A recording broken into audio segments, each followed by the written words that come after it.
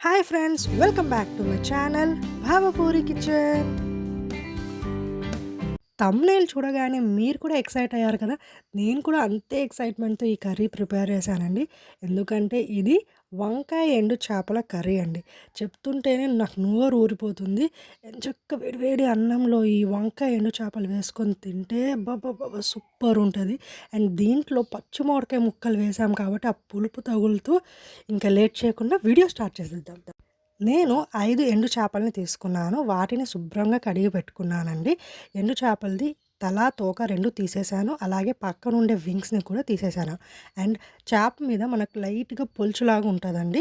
దాన్ని గరుకు రాయి అయినా లేతే చాకు సహాయంతో అయినా తీసేసి నీట్‌గా క్లీన్ చేసి పెట్టుకోవాలి. అంతేనండి. ఇప్పుడు కర్రీ స్టార్ట్ చేద్దాము. నేనిక్కడ ఒక పాన్ పెట్టుకున్నాను. దాంట్లో 2 టేబుల్ స్పూన్ ఆయిల్ యాడ్ చేయండి. ఆయిల్ హీట్ అవ్వగానే ఉల్లిపాయలు, పచ్చిమిరపకాయలు యాడ్ చేసుకుందాం. ఒక 2 మీడియం సైజ్ ఉల్లిపాయలు అండ్ ఒక పచ్చిమిరపకాయనైతే నేను ఇలా చిన్నగా కట్ చేసుకొని వేసుకున్నాను. ఉల్లిపాయలు మరీ ఎక్కువ వేగాల్సిన అవసరం లేదండి. లైట్ పింకిష్ కలర్‌లోకి చేంజ్ అయిందంటే చాలు. మంచిగా సాఫ్ట్‌గా కుక్ అయిపోయినట్టు. అలా ఉల్లిపాయలు వేగిన తర్వాత మనం దాంట్లోకి వంకాయ ముక్కల్ని యాడ్ చేసుకుందాం. నేనిక్కడ 4 వంకాయలని చిన్నగా కట్ చేసుకొని వేసుకుంటున్నాను. వంకాయలు యాడ్ చేసిన తర్వాత ఒక టేబుల్ స్పూన్ రాళ్ళుప్పుని యాడ్ చేశాను. అలాగే ఒక టీ స్పూన్ పసుపుని కూడా యాడ్ చేసుకోండి. ఇప్పుడు ఒకసారి బాగా కలిపేసి మనం మూత పెట్టామనుకోండి సిమ్‌లో ఎంచక్కా 2 మినిట్స్‌లో మనకు వంకాయలనేవి బాగా మగ్గుతాయి. 2 మినిట్స్ తర్వాత ఇలా వంకాయలు బాగా మగ్గిపోయాయి. చూడండి ఎంత సాఫ్ట్‌గా కుక్ అయ్యాయో వంకాయలు. మనం దీంట్లోకి నెక్స్ట్ మామిడికాయ ముక్కల్ని యాడ్ చేసుకుందాం. చెప్పాను కదా! నేను ఒక హాఫ్ పుల్లటి మామిడికాయని ఇలా చిన్న చిన్నగా పీసెస్ చేసుకొని యాడ్ చేసుకున్నాను. అలాగే 2 మీడియం సైజ్ టమాటాలని కూడా చిన్న చిన్నగా కట్ చేసుకొని యాడ్ చేయండి.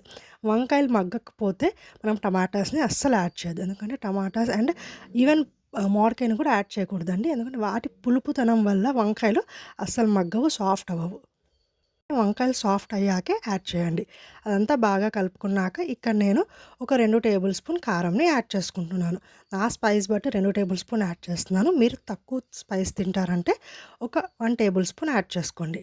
కారం కూడా వేసి బాగా మిక్స్ చేశాక ఇప్పుడు మనం ముందుగా శుభ్రం చేసి పెట్టుకున్న ఎండు చేపల్ని వేసుకుందాము.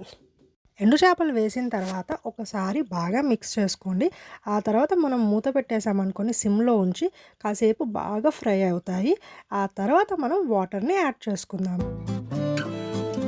ఈ ఎండు చేపలనేవి కొన్ని కొన్ని కర్రీస్‌లో యాడ్ చేసుకుంటే టేస్ట్ అద్దిరిపోయిద్ది. వంకాయ, దోసకాయ, ఎగ్ టమాటా కర్రీ, లేకపోతే ఉత్తి టమాటా కర్రీ అండ్ ఆలుగడ్డ కర్రీ ఇలా కొన్ని కొన్ని కర్రీస్‌లో చాలా బావుంటది. ఈవెన్ మునక్కాడలు కర్రీలో వేసుకున్నా కూడా చాలా బావుంటదనమాట. ఇలా నేను మూత పెట్టి 2 మినిట్స్ తర్వాత తీసాను. కాస్త ఫ్రై అయింది కదా! ఇప్పుడు మనం దీంట్లోకి ఒక ముప్పావు గ్లాస్ నీళ్లు పోసుకుందాము. వాటర్ వేసుకున్నాక ఒకసారి బాగా మిక్స్ చేసుకోండి. ఆ తర్వాత అసలు స్పూన్ అనేది పెట్టకూడదు. ఎందుకంటే కుక్ అయ్యే కొద్దీ చేప ముక్కలు మరీ సాఫ్ట్ అయిపోయిద్ది. మనం స్పూన్ పెట్టామనుకోండి అవి బ్రేక్ అయిపోయే ఛాన్సెస్ ఉంటాయి. సో, అందుకే వన్స్ మనం వాటర్ వేశాక అస్సలు స్పూన్ పెట్టి మిక్స్ చేయొద్దు. అండ్ 15 మినిట్స్ సిమ్‌లో అలాగే ఉంచేసాను. 15 మినిట్స్ తర్వాత మూత తీసి కాస్తంత కొత్తిమీరని యాడ్ చేసుకున్నానండి. ఇంకా కొంచెం వాటర్ ఉంది కాబట్టి కొత్తిమీర యాడ్ చేసిన తర్వాత నేను మూత పెట్టేసి ఒక్క నిమిషం అలాగే ఉంచేసాను స్టవ్ మీద సిమ్‌లోనే. ఆ తర్వాత వాటర్ కన్సిస్టెన్సీ అనేది దగ్గర పడిపోయి ఆయిల్ అనేది చూడండి మంచిగా పైనకి తేలుతుంది. అంతేనండి, కర్రీ అయితే రెడీ అయిపోయింది.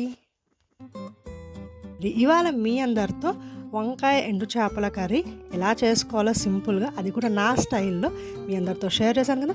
మీ అందరికీ తప్పకుండా నచ్చిందని అనుకుంటున్నాను. మరి ట్రై చేయండి, ఎలా అనిపించిందో కామెంట్ చేయండి. అండ్ ఎప్పుడు లాస్ట్లో చెప్పినట్టే please like, share, comment and కొత్త వాళ్ళు నా ఛానల్ని సబ్స్క్రైబ్ చేసుకోండి. మరొక మంచి వీడియోతో మళ్ళీ వచ్చేస్తాను. అప్పటి వరకు టాటా బాబాయ్. షార్ట్ వీడియోస్ కోసం మాత్రం వెయిట్ చేయండి.